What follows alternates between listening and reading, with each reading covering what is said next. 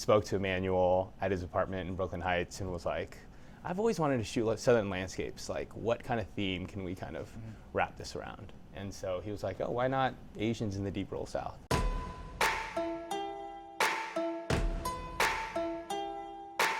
One of the narratives that I was very kind of familiar with was the model minority myth. And that is, that Asian Americans kind of overachieve, and like that's kind of what we're typecast as. What we were able to see was that a lot of people in the community along the Delta made enormous contributions economically in the region, whether it be opening grocery stores or whether it be being a NASA engineer and creating lunar modules for space missions like Apollo 13. And those are the type of stories that we don't typically hear, and those narratives aren't really present. For Steve E. particularly, he went through this harrowing journey of first escaping from China to Hong Kong, and then through Hong Kong ending up in the Mississippi. And one of the stories that he told us was of just discrimination, just a lot of football guys picking on him and him going to the principal to complain about it, and the principal telling him to man up and basically stand up for himself, which is, I think, like it's a very American way of thinking, right? Like you stand up for yourself. But Steve was like, those guys were 200, 250 pounds and he was 100 pounds. There was just no way there was any contest.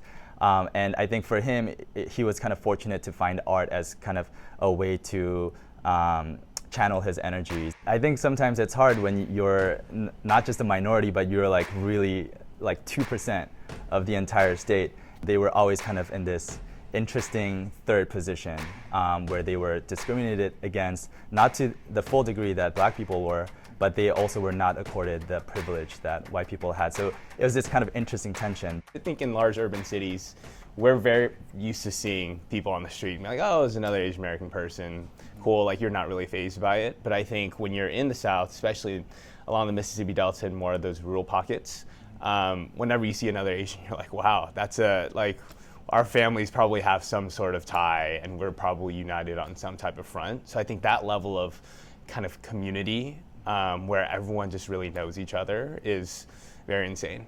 Some of the families you spoke with are elderly or in their later years.